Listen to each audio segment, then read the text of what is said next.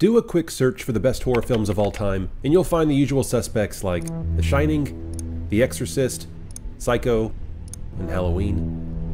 Now, do a search for the best science fiction films of all time, and you'll find titles like 2001: A Space Odyssey, Blade Runner, Star Wars, and E.T. Those films are all pillars of their respective genres, but in my opinion, there's only one film that deserves to be at the top of both lists.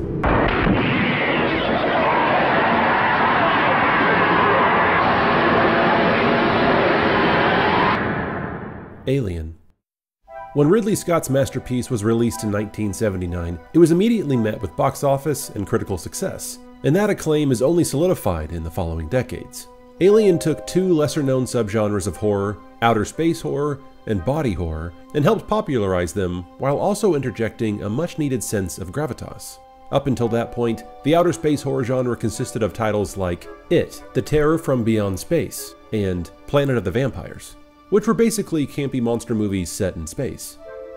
Alien was able to take this familiar formula, but instead of filling an obvious set with stock characters, they were able to create engaging, relatable characters in a beautifully designed set that looked high-tech, but also lived in and authentic. And instead of just putting a person in a monster costume, Alien also had a person in a monster costume. But Ridley Scott was able to take H.R. Giger's brilliant and terrifying xenomorph design and make us forget there was a person inside by limiting the monster's screen time and photographing it in darkness and shadows that allowed the audience to fill in the gaps with their own imagination. I've never liked horror films before because in the end, it's always been a man in a rubber suit. Well, there's one way to deal with that. The most important thing in a film of this type is not what you see, but the effect of what you think you saw. The xenomorph was terrifying, grotesque, and original, showing the audience something they'd never seen before. And it's the monster in Alien that helped popularize the body horror subgenre as well. Though the term body horror wasn't coined until Philip Brophy's 1989 article, Horality, the textuality of contemporary horror films. The term encompasses all stories that involve graphic or psychologically disturbing violations of the human body. These can include mutation, mutilation, zombification, gratuitous violence, rape, disease, or unnatural body movement. Notable examples of the body horror genre included Frankenstein, The Blob, The Fly, Rosemary's Baby, and Eraserhead. And Alien pushed the subgenre forward with an underlying metaphor for rape, with creatures called facehuggers that attach themselves to the victim's face, impregnating them, only to have the baby xenomorph violently emerge later from the victim's chest. Tossing aside genre labels of sci-fi and horror, I'd go as far to say that Alien is perhaps one of the few perfect movies in film history. And if that creative and technical feat wasn't enough, 7 years later, James Cameron delivered one of the best sequels in film history with the follow-up, Aliens. Get away from her, you bitch! In my opinion, all good sequels must accomplish these 5 steps. First, give the audience something new. Second, identify what worked and build off of it. Third, change the stakes. Substantial dollar value attached to it. Fourth, play with expectations. Fifth, add new, memorable characters. And Aliens was able to accomplish all of these steps, which resulted in a worthy sequel that stands alone as its own creative triumph. But unfortunately, none of the following 4 films in the Alien franchise have been able to live up to the high standards set by the first 2 films. Alien 3, Alien Resurrection, Prometheus, and Alien Covenant all have major issues such as bland characters, plot holes, and storylines that retread on tired ground. And I think this unfortunate trend started with Alien 3.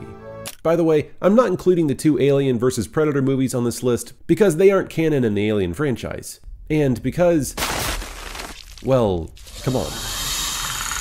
The behind-the-scenes drama surrounding Alien 3 through all phases of production has been well documented.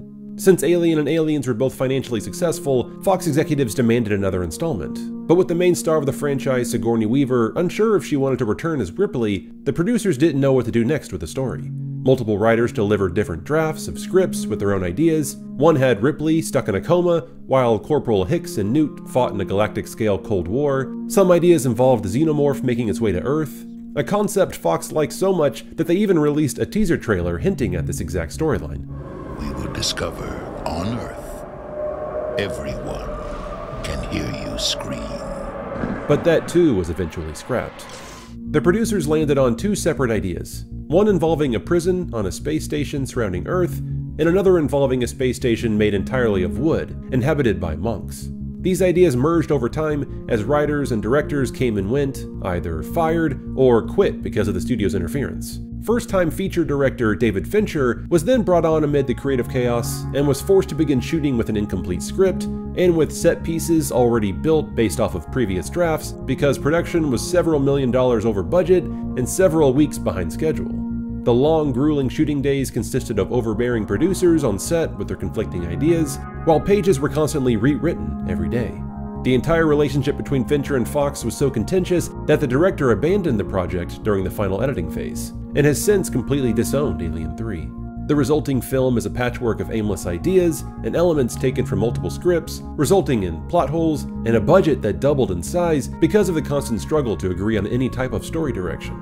There's a lot to take issue with in Alien 3. Where Aliens was able to accomplish all 5 steps to a successful sequel, Alien 3 wasn't. Give the audience something new.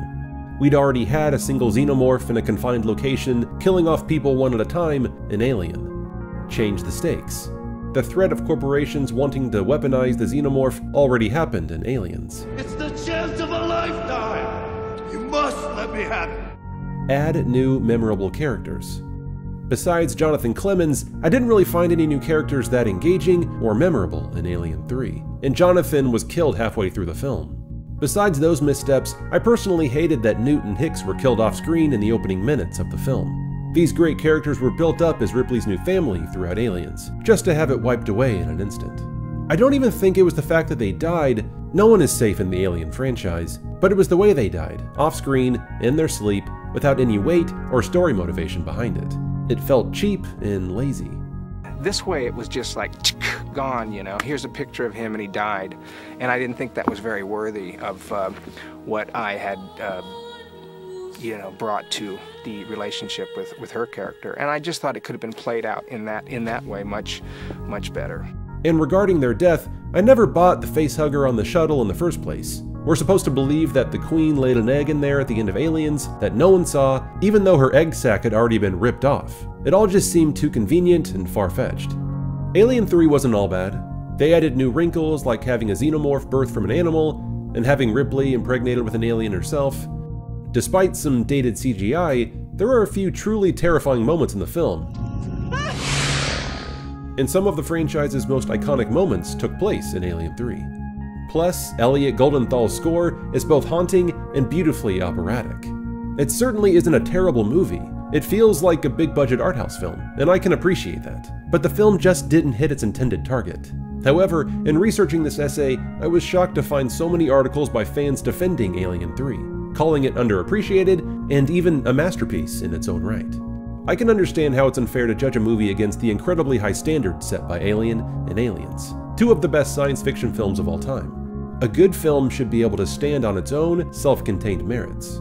But if that's the case, then Alien 3 can't be considered a good film simply because it's way better than the severely flawed Alien films that followed it. It also can't be considered a good film just because it's directed by David Fincher, a director who would go on to make his own horror masterpiece 3 years later with his follow-up film, Seven. Fincher is one of the most prolific auteur directors working now. He never stood a fair chance with Alien 3, dropped onto a sinking ship of a production that was hemorrhaging money, and it's most likely because of him that Alien 3 isn't a complete disaster. A new cut of the film, called the Assembly Cut, was released 11 years later, found in the Alien Quadrilogy box set. Though Fincher refused to be a part of it, an original producer recut it as best they could, according to Fincher's intended vision, based on Fincher's original production notes. Complete scenes are added, rearranged, additional dialogue is added, along with characters that were basically cut from the theatrical release. The Assembly Cut helps bring a little understanding to plot holes and character backgrounds, and Fincher's initial vision of making the film a metaphor for the AIDS epidemic is more clear. It's a vast improvement, but it still doesn't fix all the glaring problems found in Alien 3. Nothing could. Alien 3 was doomed from the beginning. Studio meddling, constant rewrites, tight schedule, skyrocketing budget, and Fincher's perfectionism resulted in a film that Variety called a muddled effort that offers little more than visual splendor, and the New York Times called too dark and too implausible. But perhaps the most damning review comes from director David Fincher himself, as he told The Guardian in 2009, "To this day, no one hates it more than me." I have to agree with Fincher, which is why I think May 22nd, 1992 The day that Alien 3 premiered in theaters is the day that Alien died.